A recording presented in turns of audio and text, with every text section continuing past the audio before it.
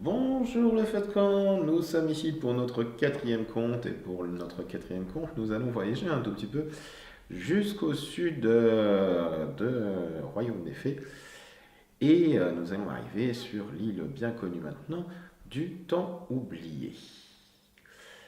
Alors sur cette île, comme sur à peu près toutes les îles, les gens vivent de la pêche. Mais surtout il y a un poisson qui est le poisson mangeur de bois, qui est très craint des pêcheurs. Les pêcheurs ont un problème. Alors, c'est pas que le poisson mange le bois, mais c'est que le poisson aime manger les petits coquillages qui s'agglutinent au bas des barques, et donc il enlève des petits bouts d'écorce. Et le problème, c'est que ça crée des fuites. Et quand une barque prend l'eau et qu'on est en plein milieu de la mer, on a tendance à se noyer, ce qui est un peu embêtant. Alors en fait, voilà. Et donc, les pêcheurs vivent aussi un peu de la chasse, hein, notamment la chasse au héron. Alors l'histoire commence dans un champ, au milieu de l'île, et avec un petit garçon qui s'appelle Anaël, hein, qui en fait est en train de ramasser les blés. Il ramasse les blés, il fait une gerbe, il les met dans son petit sac. Mais voilà, il se dit que voilà, il aimerait bien ramasser un petit bouquet de fleurs et là il voit des très belles jonquilles, mais elles sont un peu loin, donc il se dit oui, normalement je ne dois pas quitter le champ, mais bon allez, on va y aller un tout petit peu loin et voilà, il voit des jonquilles, et après il voit des pivoines, et puis après il voit des campanules. Et oui, mais le problème c'est que là, il est au centre de la forêt et il est perdu. Et en plus, sinon ça serait pas drôle, hein. L'univers adorant les petits garçons passage, euh, l'orage tonne. Ah, Naël, il se dit, bah déjà quand je vais revenir à la maison, ils vont tous pas être contents de me voir, et puis en plus, comment déjà je vais revenir au village? Je me pose vraiment la question. Canaille il est de plus embêté, il a de plus en plus peur, en plus l'orage gronde, et là il voit un chêne. Alors un chêne, c'est l'arbre de la sagesse, la grande fée habite un chêne, donc il y a sans doute une fée quelque part par là. Donc ça serait sympa de se blottir entre les racines du chêne et d'attendre que l'orage passe. Se mettre sous un chêne pendant un orage. Ouais, je crois qu'Anaël, il devrait écouter un peu plus à l'école, hein, ce que le barde dit. Parce que c'est pas vraiment la meilleure chose à faire. Et là, la foudre tombe sur le chêne, et une grande partie de l'écorce du chêne est fendue en deux. Anaël a peur d'un seul coup, et en plus il a faim. Ça fait depuis le matin, depuis la soupe du matin qu'il a pas mangé. Et c'est la nuit. Il y a l'orage. Et là, il voit un liquide doré sortir de l'arbre. Alors, il a déjà vu son père couper du bois et la sève sortir de l'arbre, mais là, le liquide a l'air sucré, un peu comme du miel. Mais le miel, ça sort pas des arbres. On se dit perdu, perdu, de toute façon, je peux toujours goûter, hein.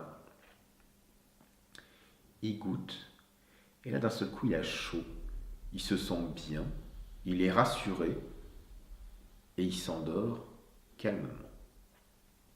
Au matin, il se réveille. Bon, ses vêtements sont quand même trempés, hein. Il a froid. Mais il a une impression de... Voilà, tout va bien. Alors, il se dit, ouais, mais il va falloir que je trouve le village. Mais il est où ce village et tout? Et puis, là, il entend une voix qui dit, il est par là, au nord. Ouais, je suis pas tout seul, là. Ah non, t'es pas tout seul, je suis là. D'accord. Alors il regarde à gauche, à droite, derrière lui. Là, il voit personne. Oh, ça doit être peut-être un des petits voisins qui est caché derrière un arbre pour lui faire peur. Mais je ne vous vois pas. Vous êtes où? Mais sur la branche, abruti. Sur la branche. Là, tout ce que je vois, c'est un roitelet, hein. Bah oui, c'est moi. D'accord, un roitelet qui parle. Mais voyons, pourquoi pas? Mais tous les animaux de la forêt parlent. Seulement, on vous parle, mais vous ne comprenez pas grand-chose, hein. Déjà, en plus, rien qu'entre vous, vous avez plusieurs langues. Entre les pirates qui parlent le langage du Sud, les âmes damnées qui parlent, si on veut, et les humains du Nord, des montagnes, et vous qui parlez encore un autre langage, je peux vous dire que nous, les animaux, on a du mal à vous comprendre, hein. Nous, les roitelets, on parle tous la même langue, hein.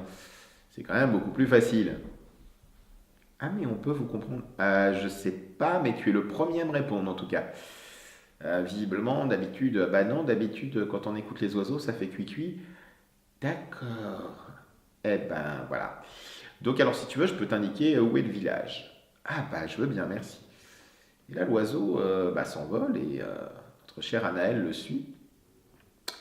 Et d'un seul coup, il entend un bruit, je vais mourir, je vais mourir, je vais mourir. Ah tiens, ah, quelqu'un d'autre, un autre animal, il cherche, il cherche. Puis il voit une branche de bois assez grosse, et la branche de bois dit oui, je vais mourir, je vais plus servir à rien. Au secours. Comment ça, au secours, hein?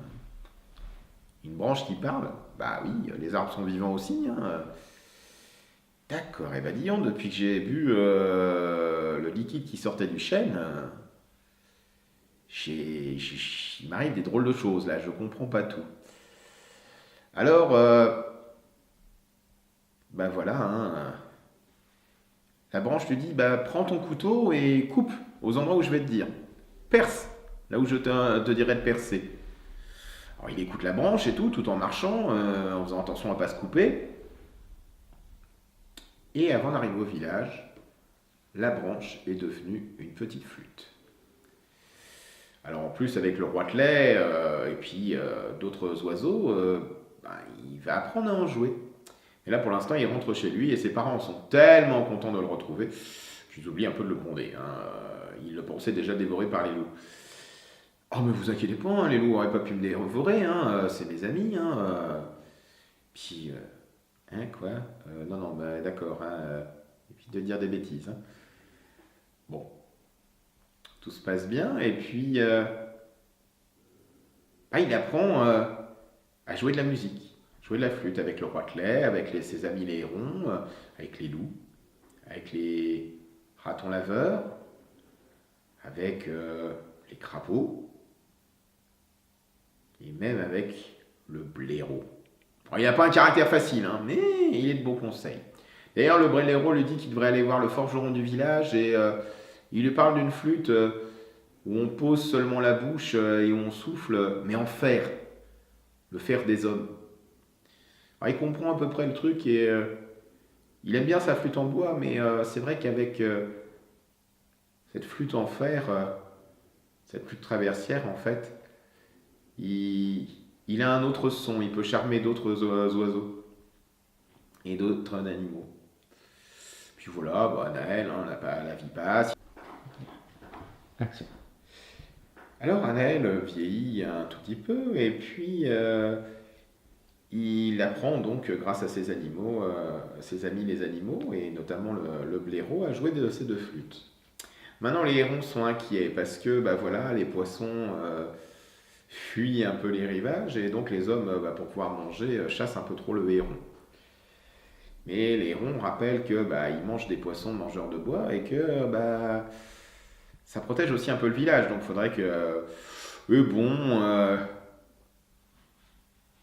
les adultes s'en fichent un peu. Alors Anaël essaye d'aller au village, de dire au barde, de l'expliquer au barde, mais bon, le barde déjà, non, non, c'est moi qui parle avec les animaux, qui garde les légendes. Arrête de raconter n'importe quoi, les adultes, son père, sa mère, ne l'écoutent pas plus. Puis vient le jour où bah, on apprend que son grand-père maternel, son grand-père maternel est tombé malade.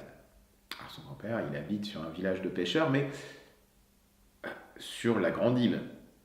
Alors là, il va falloir y aller en bateau. Alors Anaël prend le bateau, pense à prendre ses deux flûtes. D'ailleurs, il se dit qu'il va bien y avoir une musique sympathique que pourrait lui apprendre une des fées pour guérir son grand-père. Et justement, il tombe sur une fée qui lui dit, bah oui, il y a un air que tu peux jouer et ça aidera à ton grand-père à guérir. Ça ne le soignera pas, mais au moins ça l'aidera à guérir. Donc l'enfant apprend le morceau de manière tout aussi studieuse qu'il a appris les morceaux du blaireau, du roitelet ou des hérons. ou même du loup. Et voilà, il arrive à aider son grand-père à guérir, donc il va rentrer. Mais là, les pêcheurs, ils se disent, ouais, il va falloir se dépêcher là, parce qu'il va falloir aller chasser le héron. Mais on vous a dit d'arrêter de chasser les hérons. Oh là là là, mais c'est pas possible. Et là, les chasseurs, ils embarquent avec des nouvelles armes, là, des nouvelles arbalètes pour chasser le héron. Alors Anaël, il est effrayé, il se dit, il va falloir qu'il prévienne ses amis et tout. Mais là, en plus, il y a l'orage qui arrive. Ah, il se dit, bah oui, il aurait bien aimé avoir la lance de Mathias, là, parce que le bateau, il n'est pas protégé, hein, et le mât, il attire un peu trop la foudre. Et là, le problème, c'est que le capitaine s'aperçoit que la coque a des trous. Bah oui, parce que comme les hérons ont disparu, les poissons mangeurs de bois se sont un peu vengés sur le bateau. Et là, le bateau en pleine mer risque de couler. Alors là, il y a les hommes qui prient, qui promettent plein de choses, mais... ouais. Et puis, il y a Anaël qui se dit que de toute façon, perdu pour perdu, autant perdre en beauté. Partir en beauté, et il commence à jouer de la flûte traversière. Et là, même s'il y a l'orage, 4 hérons arrivent et à leurs pattes, à l'une de leurs pattes, il y a un fil d'argent. Et relié à ces 4 fils d'argent se trouve une couverture brodée d'or. Et là, les hérons, ils vont tranquillement sur le pont du bateau, là où tout le monde s'affole, et ils invitent Anaël à monter dessus et à partir avec eux, laissant ces chasseurs de hérons, ces adultes qui ne comprennent pas que un écosystème, ça se respecte, et qu'il ne faut le déranger que pour manger, et que si jamais tout est fait dans le meilleur des mondes, chacun peut vivre à sa faim, et finissent au fond de l'eau. Et Anaël est sauvé. Et du coup, comme ses parents le voient, le pensaient perdu, car ils ont vu le bateau faire naufrage, le voir arriver, il gagne, et il gagne le titre de barde de la mer. Oui, lui aussi. Et alors, il devient, après Oscar, le 2e barde de la mer, le protecteur de l'île.